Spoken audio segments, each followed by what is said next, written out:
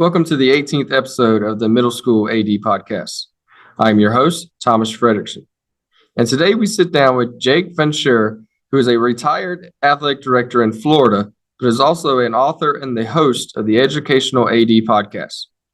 Today we discuss AD podcasts, middle school LTI courses, the AD Toolbox Books, and getting involved. I hope you're able to get better from our discussion today, but before we dive in, here's a word from our sponsors. At the Wall of Fame, our mission is to bring your school's legacy to life. We transform school tributes to make it easier than ever to celebrate your whole community, showcasing your school's diverse history, proudest moments, and top role models. We understand that the true value of our Wall of Fame is in your content. Whether you are starting a new tribute or adding to an existing one, we give you all the resources you need to build an interactive experience and take your content to the next level. For more information about the Wall of Fame and a 5% discount, visit vitalsignswalloffame.com/Freddie. As an athletic administrator, you understand better than most how much support matters. Support for your coaches, support for your athletes, and support for your department are crucial to providing the best possible experience for every student. Snap Mobile is now your one-stop for all the tools you need to support your department. With our expanded suite of products, you can now raise money, open team stores, schedule and manage your facilities, and communicate with your athletes, parents, and stakeholders with the same level of care you've come to expect from Snap. Visit snapraise.com today to schedule a demo with your local Snap Mobile representative. This episode was sponsored by Gipper. Use the code MSAD10 for 10% off any Gipper plan at Gipper.com. Hometown Ticketing makes it fast and easy to buy tickets on your school's website or in the new Hometown Fan app. It's simple. Just search for your school, buy your tickets, and they'll be right there in your account, ready to be scanned when you get to your event. Download the Hometown Fan app today.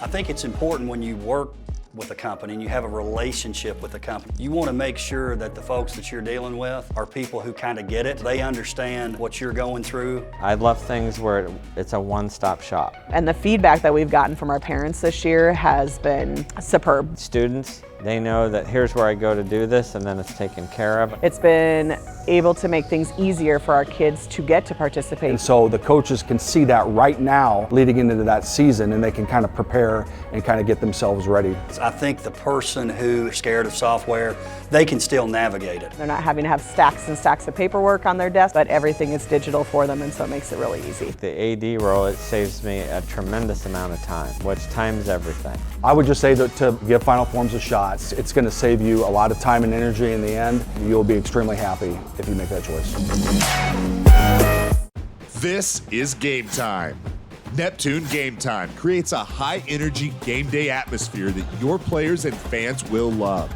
Every song in our database is 100% lyric safe, which means you can stop screening music for good. Game Time also provides custom messaging to help you promote your upcoming events, concessions, and event-specific announcements. And it gives you the opportunity to sell sponsorships on your station that will generate revenue for your athletic department. Amp up your game day with Game Time. Welcome to another episode of the Middle School AD Podcast. Today we are speaking with Jake von Scherrer, who is the host of the Educational AD Podcast. Been an AD for 26 years and is a certified master athletic administrator. He has done a lot with the FIAAA and the NIAAA. John has been the FIAAA president, state certification coordinator, LTI teaching faculty, workshop presenter, NIAAA cohort member, vice chair of the NIAAA certification committee, and all of that along with starting the AD podcast a couple of years ago. So, Jake, thank you for jumping on with us. Well, again, Freddie, appreciate the opportunity to share with your audience. As you know, I enjoy, the podcast experience, but very honored to be included in the group that you've had so far. Yeah, we look forward to it. We spoke a little in Nashville, and and then I was on yours a couple weeks ago. So this again is a great relationship to have, and continue in doing what you're doing.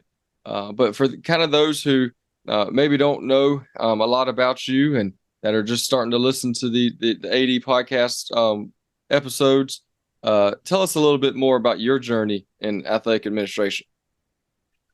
Well, again, those that have heard me before know I love to talk, so I'll try to keep it short. Was born and raised in the great state of Oregon, and that's where started my career as a young teacher coach.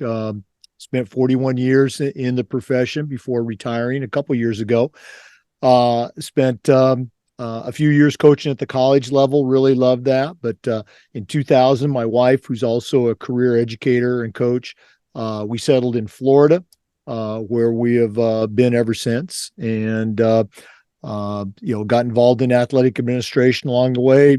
Really enjoyed it. Had a very enjoyable career. I was going to say a great career. I'll let others decide that, but I had a very enjoyable career. Never felt like I had to go to work, and enjoying, I guess you'd call this chapter 3 of my life, kind of giving back, hopefully, to the profession, and also being a grandpa. So.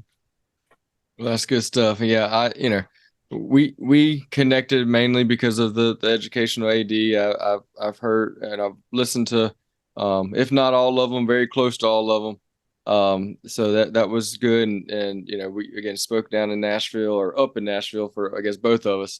And that was good. And Jake, kind of along the way, who has been some of your biggest mentors and why?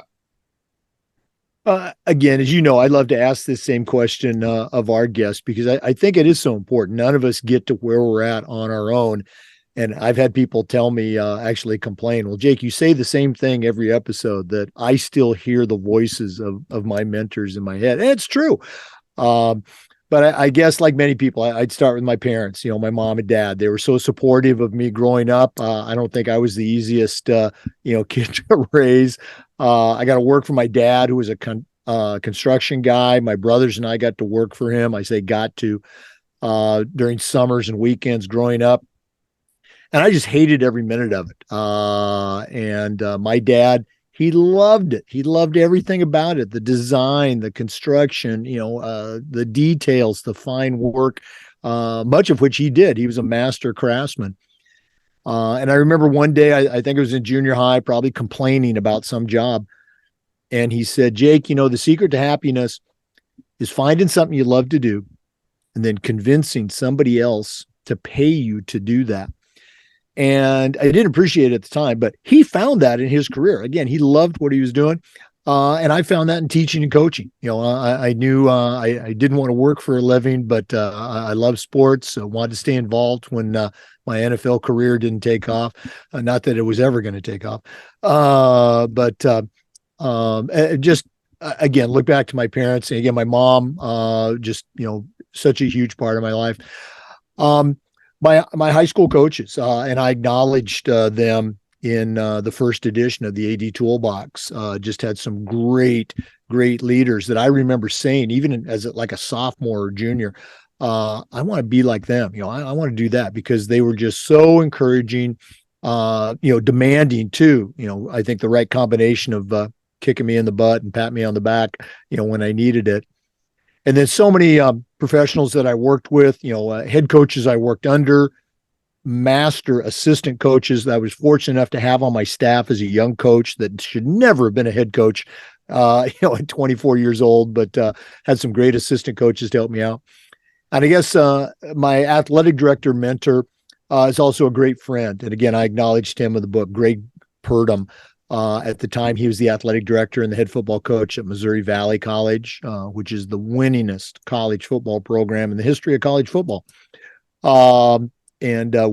hired me as an assistant coach and as the head track coach at Missouri Valley College, and just really showed me, I think for the first time, servant leadership and global leadership. He was the head football coach, but he was also the athletic director of a thriving sports program at the college. And just, he was my model for how to be an AD. And so there's so many more, as you know, but I feel comfortable, starting with that list. If we had 3 more hours, I could give you some more, but those would be my mentors that I want to give a shout out to.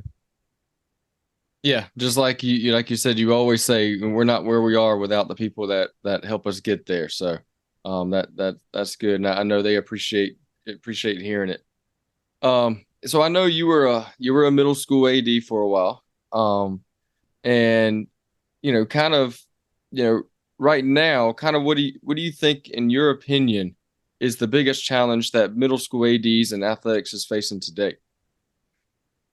Well, you're right. My very first job was teaching and coaching at a middle school, in the big city up in the Northwest. And then over my career, I was very fortunate to work at some private schools that had a middle school, high school combined program. And so have a real love for the middle school level. It's changed so much from when I was, let's say, coaching middle school to now, which, you're still a very active coach. And this is no secret, the parent involvement, and it's not right, wrong, good or bad. It's just, that's how it is. And so I think coaches and middle school ADs have to figure out a way to partner with parents, which is the, title of one of the newer LTI courses that the NIAAA put together, and not turn the keys over to the parents to run the program, but, they're going to be on the bus. So let's partner with them, give them a role. That I think would be number one, is just, partnering with parents, because it is so different than when I was a coach. I don't think, again, that first year, 41 years ago, plus my retirement, I don't think I had a single conversation with parents other than at the end of the season party. Hey, we had a great time. Thanks a lot. Mm-hmm. I know my mom and dad 100 years ago never had a single conversation with any of my coaches ever. But that's not the way it is now. Mm-hmm. I think for middle school ADs, talking about coaches, finding coaches, finding coaches that know a little bit about the sport, that have the time and the ability to spend time as a middle school coach, after school, crazy hours, and that they have the right heart. Everybody up in the bleachers, they want to coach because you can hear them, they're coaching the whole game. But having those people that, you want to coach, that are qualified to coach, that again, have the heart for the kids at the middle school level, and high school too. But, finding that combination, that's tough. And so I think one of the biggest allies that a middle school AD or a middle school coach can have is a principal or a school district that values that traditional teacher coach employee. We're not just hiring a great math teacher, we're hiring a great educator that can teach math, that can advise a club, that can go on field trips. And, oh, by the way, maybe coach a couple of sports. They don't have to do it at the NC2A level, but they need to be able to teach skills and make it fun and help, create that first successful sporting experience for kids in educational athletics. So I guess those two things stick out for me, working with parents, partnering with parents, and then just flat out finding coaches that you'd be proud to have on your staff. Yeah, so I'm gonna kind of add a question in after kind of what you said.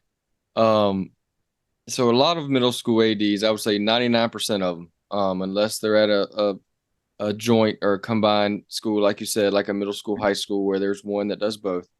But most middle school ADs are going to be a teacher as well. If they're not a teacher, they're assistant principal or something else during the day, not a full-time AD. So kind of, how, in your opinion, kind of what is that work-life balance? Not to say between, AD and actual home work life, but the work-life balance between a teacher and an AD. Because, as we all know, even at the middle school level, an AD can be a full-time job. But we're having to teach full loads or be like say be a assistant principal and have full loads of meetings and different things that they have to do. So, is there a balance? Is there kind of a magic secret that you can kind of tell us and help us out a little bit? Well, and you bring up a great point. I can still remember my first experience as an AD. I was the small school. I was the head football coach. I was the head track coach, and I taught a full schedule of health and weightlifting. So it wasn't like I was correcting a million papers every day, but I was a full-time teacher, and school was about to start that year. And the principal came in and said, we'll just say Billy, Billy, the AD just quit. You're the athletic director. So, and, fortunately, a lot of the scheduling was done and the principal, he helped me out a lot, but you're absolutely right. For a lot of people, it's not as my career was towards the end of my career, my last, let's say 15, 18 years, where I was a full-time athletic director. I wasn't teaching, I wasn't coaching. Sometimes I had an assistant AD. Sometimes I had an administrative assistant to do some of the clerical work. Some places we had interns, but that first job that I had was a lot like many ADs have today, where they were doing everything, teaching, coaching, maybe a couple of sports. And oh, by the way, you have to be the AD. So having that principal or that superintendent or that school board that understands the importance of the athletic experience and making sure that that athletic experience isn't compromised because the athletic director is overloaded, I think is a key component. So being able to communicate to your boss, your principal, hey, can I get, one period of prep time, to be an AD, or can I get 2 periods, and just trying to figure out a way to help with that balance. It's never going to be a perfect balance. Balance is like that equilibrium, but, making, integrating, the AD with the academic, with home life, which is certainly important. Finding creative ways, like for game supervision. I interviewed for a number of positions in my career, and the question comes up, do you think the athletic director should be at every event? And they're full-time AD positions. And I would say, well, where else would they be? That's their job. Now, for somebody that's teaching and coaching, finding creative ways for those game coverages. Maybe it's a head coach. Maybe the baseball coach isn't coaching in the fall, so they could take 1 game a week and give them a little stipend or give them an extra, sick day or however your district works it. But being creative with finding ways to have the event supervised, and at the same time, taking that baseball coach or softball coach or whatever it is and helping them grow and stretch their administrative muscles. And maybe they want to become an AD somewhere down the road. So that's the free advice from somebody who's been retired 2 years. But again, I think the crux is communicating with your boss. Hey, I love my job. These are all the things that I do. And I've been very fortunate with my bosses over my career. I remember one of them told me, Jake, you do a great job, but I make my money off of you after 3:00, during practices and games. And we kind of laughed about that. And I was also teaching and coaching at that time too. But again, just the communication with your boss and letting them know, you love your job, but hey, these are some things that can help me do my job better. Yeah, that's a very good point. We spoke on the AD principal relationship on here before, and it's very vital. And when I came back to the middle school realm, if you want to say, that was the first conversation I had with my principal. I said, look, I've been in high school AD for the past 6 or so years. I've had opportunities and a little bit, like you say, more freedom to be able to get involved with the state association, with the national association. And I don't want to lose all that. I understand I'm not going to be as free. I understand I'm not going, I got to teach during the day and all of that, but I still want to be involved. There's things I want to do. Is that going to be an issue? And like you said, I mean, he looked at me, he said, look, I don't want you to lose everything you've worked for. Let's see how it goes. You do what you need to do. And, I believe that, when you're here, you're going to do your job to the fullest of the ability, but there's going to be times that you've got to step away for a meeting or whatever, and we'll make sure it gets covered. Now, again, just like you, I'm a PE and health teacher.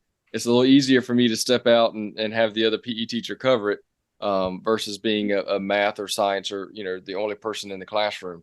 That may be a little difficult, but that kind of leads into the next kind of topic about the two national middle school courses, 700 and 701.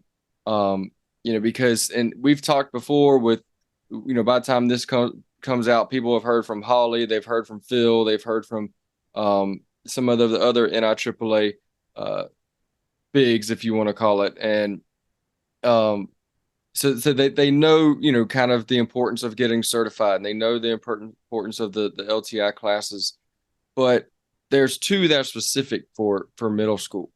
And, when we've talked about before, there's only one of us in the building that does what we do. Again, you may have an assistant, but at the middle school level, there's only one of us. There's only one athletic director, where there's another math teacher, there's another assistant principal, there's another whatever. And they get professional development all the time. There's academic professional development all the time within the school or the district, but there's not much AD or athletic director or athletic administration professional development. So with all that being said, it was a long intro to, I know you're a teaching faculty on 700 and 701. So can you kind of speak to the importance of those two classes, and why they are vital for a middle school AD to take?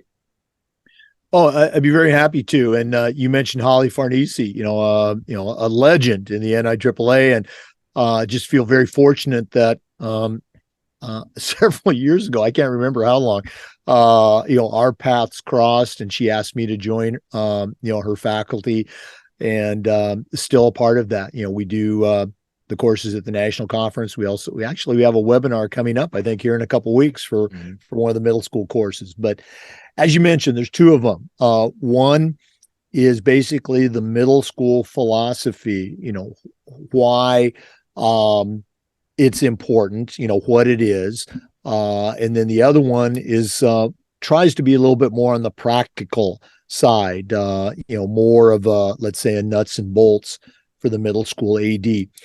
I think I can't in, less than 4 hours, because that's what an LTI course is. I can't stress how important they are, but I think the why is something that we've already talked about. Is middle school is a different experience than high school. It's not right, wrong, good or bad. It's just different. It's not more important or less important. In many ways, you could say it's more important, because it's that foundational experience that is going to, in its best scenario, lead to greater success for high school students, whether they're still involved with sports or not. And the statistics that so many kids leave sports during the middle school years because they have a bad experience. And that kind of goes back to the purpose of the course. We're trying to stem that tide and let athletic directors and middle school teachers and middle school coaches, see, number one, that there is a difference. And then number two, these are some things that would be considered best practices for middle school ADs and leaders. And it kind of goes back to, your very first question about, the challenges, finding those middle school coaches. I go back to my, career, right out of college. I was a substitute teacher for a couple of years. And then my very first full-time job was teaching and coaching at a middle school. And what did I do? I coached kind of the way that I had been coached most recently in college and even back to high school, some of those great mentors that I had. And it wasn't that it was bad, but it wasn't, I was able to grow over those years, probably longer than it should have been, to understand and see, well, geez, maybe this isn't, how you should coach a sixth grader in their first experience. And so finding age appropriate drills and, matching kids keeping it safe, keeping it fun. Yeah, we want to win, but as I would tell our middle school coaches years later as an AD, I'm not hanging a banner in our gym for your undefeated season. And you could win every single game and I fire you the next day. Or as a middle school coach, you could lose every single game. And at the end of the season, we're celebrating like you just won the Super Bowl because the kids are saying, boy, what a great time. I wish we had 5 more games. I can't wait till next year. Those are the things that I want to hear as a middle school AD from our kids and our parents. And of course, we do want to win. And I think if you help coaches grow and give them the tools to be successful in all the ways that you want to define success, you are going to win your share of games. But again, that's not why we do it. We're doing it to give them a great sports experience, and that was our mission statement at the high school that I just left, which is one of the, if not the most successful private school athletic program in the state of Florida as far as championships. It just said our mission is to provide every student with a great athletic experience. Didn't say anything about championships, didn't say anything about scholarships. We want them to have a great athletic experience. And I think our coaches at all the levels, middle school and high school, did a great job with that. Yeah, and like I said, sometimes it may take time, but if they're having a great experience and you build that culture, the winning's going to come. I mean, it's one of those. It's because now you're going to get maybe those club and those AAU players that weren't originally going to play in middle school because of whatever reason, but they're like, hey, I want to be part of this team. So now maybe the skill level steps up and things like that. But like you said, it's all about the experiences. Why what makes them keep coming back the next day, because like you mentioned it, even at the most winning schools, whether it be in middle school or high school, some of the kids, they're winning, but they're miserable. I mean, they can't wait till the season to be over. But I've been on both sides. I've had an undefeated season and I've had a defeated season as a coach. Yep. And I will tell you some of those defeated seasons or those 1 or 2 win seasons were some of the best seasons of my coaching career, just because, like I said, those players kept coming back. And they weren't coming back because we needed to win another game to be region title or region champs or to get into the playoffs. We knew we weren't going to get there. We knew, the next game we were probably going to lose 10-0, but they kept showing up. And it was because of the experience and the love they had for each other. I'm not saying it was everything I did. It was just the love they had for their teammates and they wanted to be on that field with them and battle with them and work with them. So I think that's huge. Like I said, definitely in the middle school level, but it doesn't matter. It could be high school, college, professionals. I mean, if you're not having a great experience, it's not a good time. So kind of.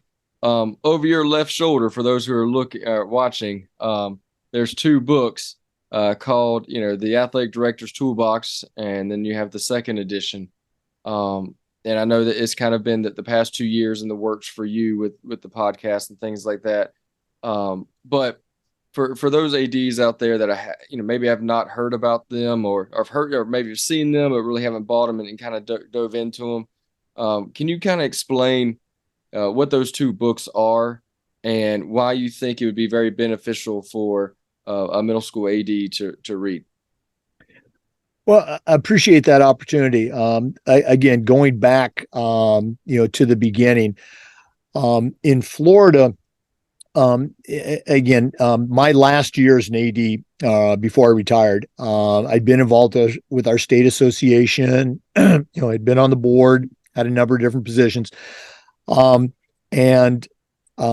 last year, it was my turn to be president. If you do something long enough, it becomes your turn. So in Florida, before you become the president, you become the vice president, which basically means you schedule the hotel rooms for our 3 board meetings that year. And then as the president-elect, your job is to organize our annual state conference. And in Florida, it's in May. So for me, I had our workshop set. I had our LTI courses ready to go, working with our association, of course. It wasn't just me. I had our keynote speaker. We were ready to go in October, and our conference is in May. Well, this was the year of COVID. Mm-hmm. And so in February of that year, we made the decision, like just about every other state in America, we canceled our state conference. And during that time, I think right after that time, the NIAAA offered a bunch of free webinars for ADs, kind of trying to fill that gap a little bit. And I think it was March, and I was doing a webinar with another AD here in Florida, and I just got the idea, hey, we could do something like this for our state conference. We could offer a bunch of Zooms. And this is before anybody knew what Zoom was. Mm-hmm. So to make a long story short, I contacted a bunch of the people who had been scheduled to present at our state conference, along with some others, and said, hey, would you be willing to do your presentation over Zoom? And during April, over a 2-week period, we did 2 a day. So we did a total of 20 Zoom presentations. We had almost 1,000 people log in from across the country, and actually 3 different international countries. And it was just a great success. We didn't charge anything for it. We just, shot out emails and posted it wherever we could. And it was a lot of fun. And we got a lot of, I think, positive notoriety. I think we were maybe the first to do it, maybe only one of 3 that did a virtual state conference, if you will. Well, that was in April. In May, I got contacted by Don Baker and Josh Matthews, who host the Hangin' with the AD podcast, which they had been doing for a while, I think, again, in response to COVID.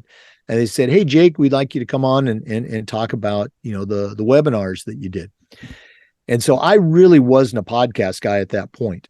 And so long story short, I know I've said that like 3 times.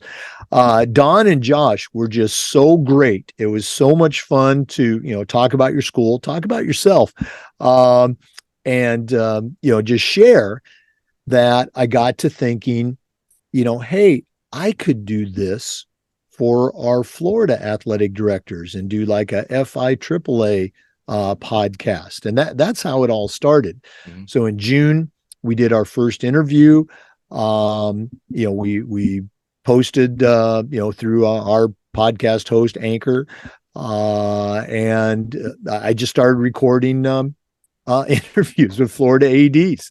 I got a call from Steve Throney, who's a Nebraska AD and a friend from NIAAA. And he goes, hey, Jake, I've been listening to the podcast, which just floored me. I knew we had people downloading it, but he goes, can I be on the podcast? And so I go, yeah, sure. And so, fast forward, now I think we're in June, it'll be 3 years, but we average over, 8,000 downloads a month. We're heard in all 50 states and 66 different countries. And I had absolutely no idea that it would ever, grow the way it has grown.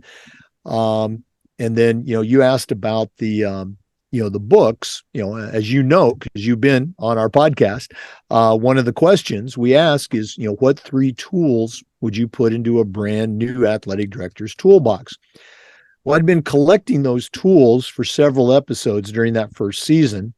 And for one of the episodes, I decided to, share the top 20 tools based on popularity. And I had Mike Elson from Tennessee and Dr. Lisa Langston, who she and I had served on certification a long time ago before she became an NIAAA president. I had them help me present them during one of our podcast episodes. And Mike said, Jake, this would be a great book. And I go, you think so? And so that led to the first Athletic Director's Toolbox book, which contained the results of our first 150 interviews. We kept doing the interviews, and our next 150 interviews went into the second edition. Right now, we are, as of this date, we're closing in on our 400th interview. And what my plan is, we're going to continue doing interviews. We're going to continue collecting tools. And I think the third and probably the final edition of the AD Toolbox, we're going to take it all the way up to 500. So the first two books had 150 tools. The third book will have 200 tools.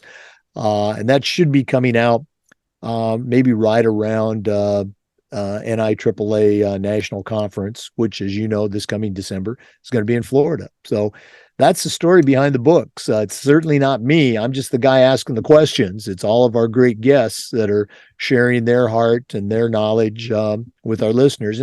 And one more thing about the book, we charge $9.99 for the book, which I think is a reasonable price. And what I try to do is, if an association calls me and asks, hey, can we get a discount on the books? I'll say, how many new ADs do you have? And it might be 10, it might be 60.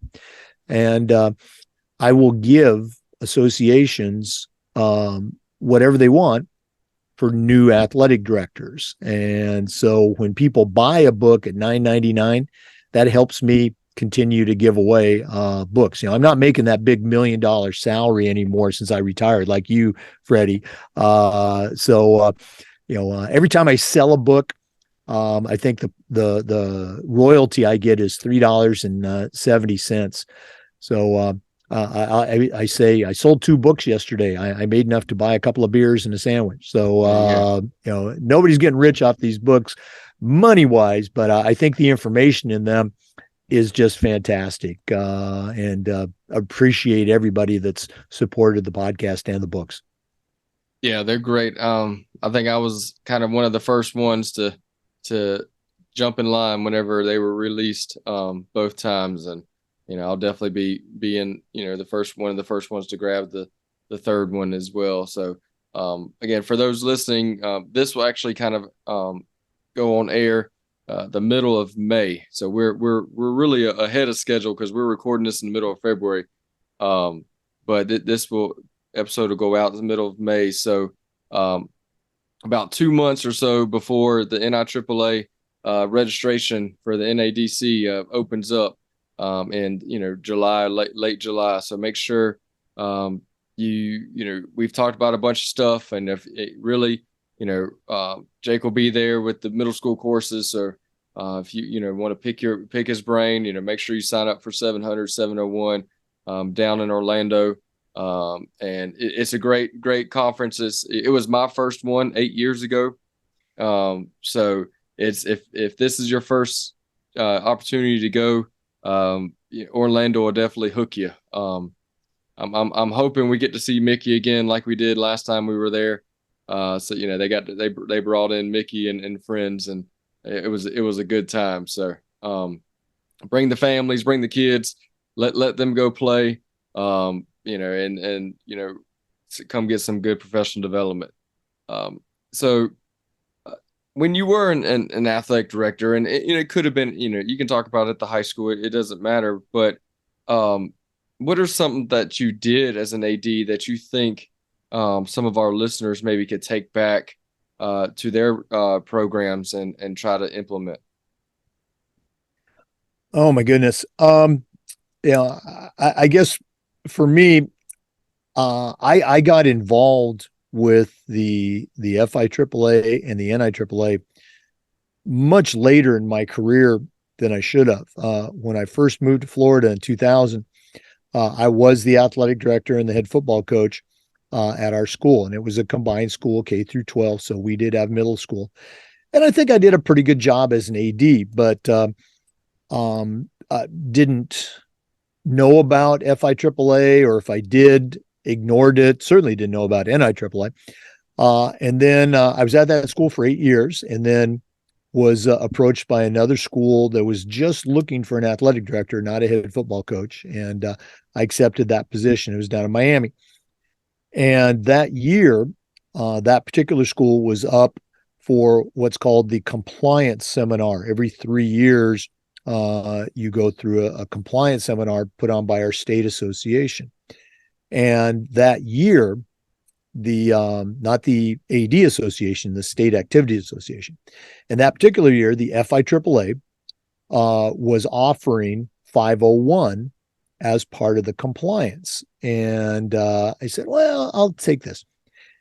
And the president that year, Dan Como, who has since retired, a good friend of mine, was one of the teachers of that course. And Dan, again, did such a great job of, presenting what FIAAA and NIAAA was, that I was hooked. So that was in like July.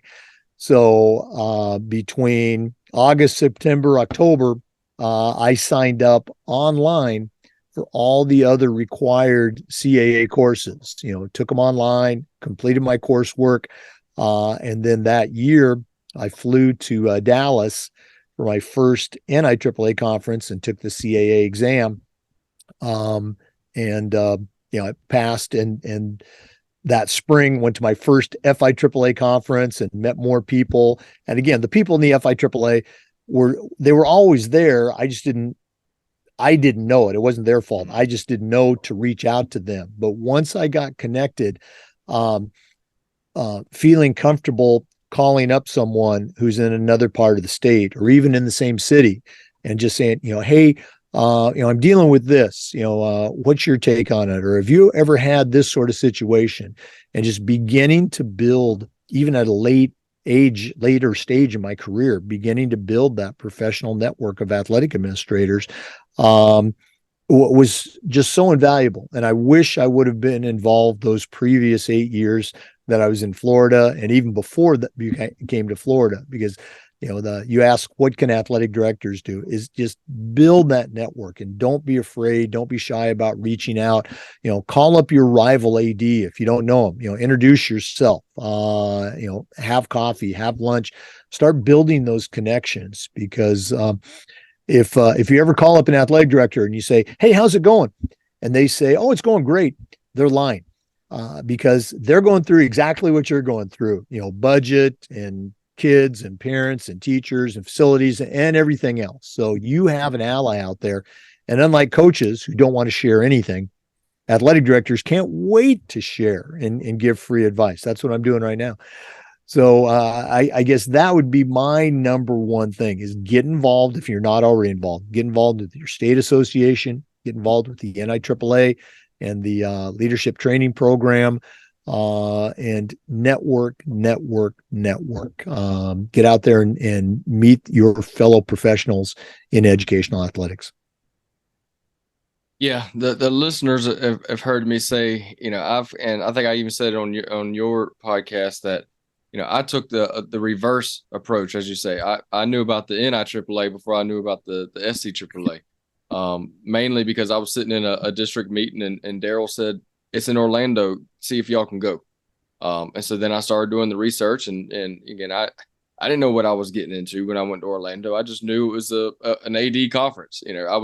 Before I would go to soccer conferences as a soccer coach to get better. So I'm like, well, if I'm going to do this AD thing, I guess I need to go to this one. But like you said, once you get there, you're hooked. Because even my first year there, and like I said, we've had Phil on here as well, and even my first year there, I told Daryl, I said, how do I get a Navy jacket? I was like, because you see all these guys and ladies walking around with the Navy jackets, and for those who don't know, that's pretty much the board members and the chairs and things like that, and so, but it was that was a goal of mine. I was like, all right, I got to get a Navy jacket, but with all that being said, is those people walking around with those, quote unquote jackets would approach anybody like they knew you, 10 years.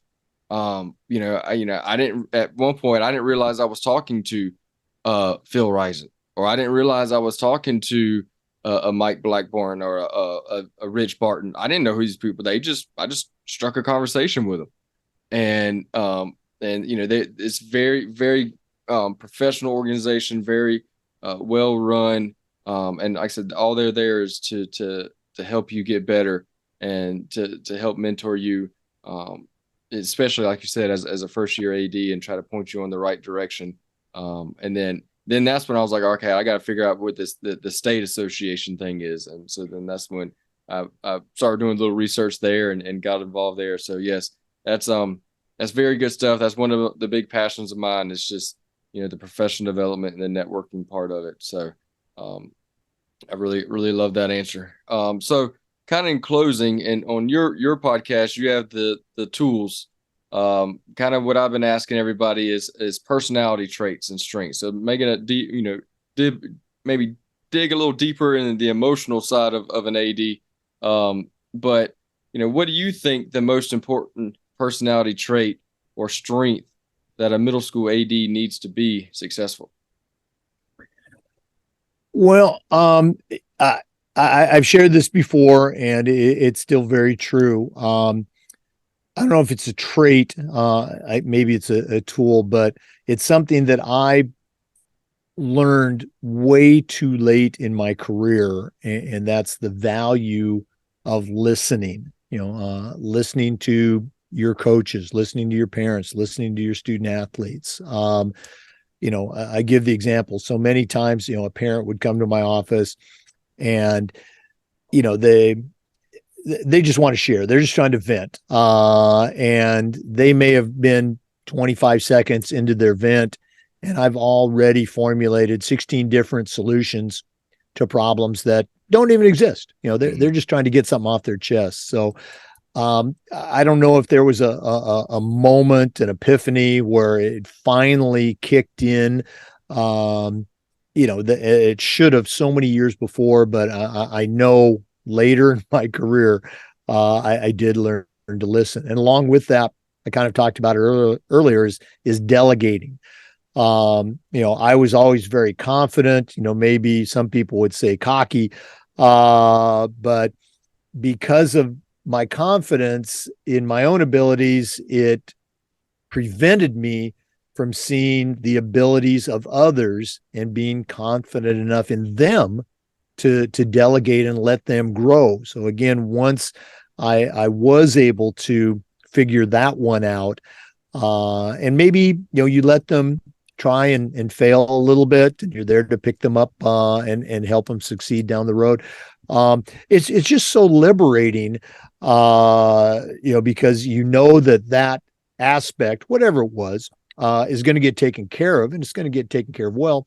And now all of a sudden, you don't have to do it. Okay. Somebody else is doing it. And again, it doesn't happen without having that trust in that individual or the willingness to trust them, to go out and do it.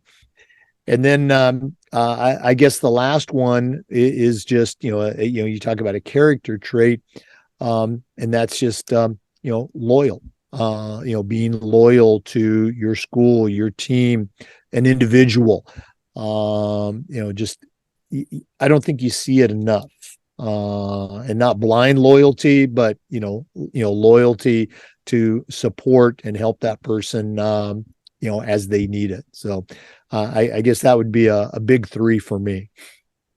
Well, good deal. Yeah. All of that is very good. Like I said, it goes back to those relationships we talked about at the beginning of the podcast. So I love a full circle, all the way back to what we started with. So, so Jake, if people want to get in contact with you, we'll kind of let you throw out your contact information. I'll also tag you on all the social media accounts so they can click on you from there. But just maybe throw out your contact information here as we close. Oh, yeah, absolutely. As you've heard, I'm full of free advice. So, questions, I love to talk shop. Also do professional development for coaches. I do parent programs, but my email is Jake's Touchdown. That's all one word, Jake's Touchdown @gmail.com. My cell phone, I don't mind if you give me a call. It's 305-218-1325. Again, the Athletic Director Toolbox are available on Amazon. If you're listening and you're from a state association, you'd like some free books for your new ADs, let me know. We'll get those out to you right away. And as long as I'm talking, my website, it's called Victory Educational Athletics, just victoryeducationalathletics.com. Let me know if there's any way I can help. And Freddie, again, thanks to you for for doing this. I think the middle school focus, as you've heard, very near and dear to my heart. And, we need people like you to, help, put a spotlight on all the great things that our middle school coaches and ADs do, and give you a shout out for you and Scott on your new podcast, the AD podcast. I think it's another great niche in the podcast world. And I listened to your first episode, thought it was outstanding. Looking forward to the next one. Oh yeah, thank you. That's another one. It's a great friend of mine. I know he's on your podcast a lot with the Tech Tuesday. So when you put two tech guys together, again, we're not speaking tech. We're talking anything and everything ADs. But so that one's just more of a talk show style podcast. So by the time when this episode comes out, there'll be a couple of episodes for the AD podcast. So go check that out as well. And I appreciate you bringing that up. Again, it's just another revenue to try to help with professional development. Basically, the whole conversation today is how can we help other ADs and get other ADs' voices heard and what they're doing. And that's the whole purpose of these things. Your podcast, these two all the other podcasts that are out there. We're just here to help you get better, and in any way we can. So, Jake, we appreciate it, and we look forward to seeing you down in Orlando, down in your home state right now, and it'll be a fun time. But make sure you definitely, if you haven't taken 700, take 700 and 700 or 701 with Jake and Holly, and you won't be disappointed. You'll have a good time. So, but we'll end that for today, and until next time, we'll see you next time. Bring your school's legacy to life with the Wall of Fame by Vital Signs. Our interactive display highlights your greatest moments and top performers, both past and present, across athletics, academics, and the arts. But it's also so much more. With our one-of-a-kind content program, we help you every step of the way so you can tell more compelling stories that will engage your whole community. This episode was sponsored by Gipper. Use the code MSAD10 for 10% off any Gipper plan at Gipper.com.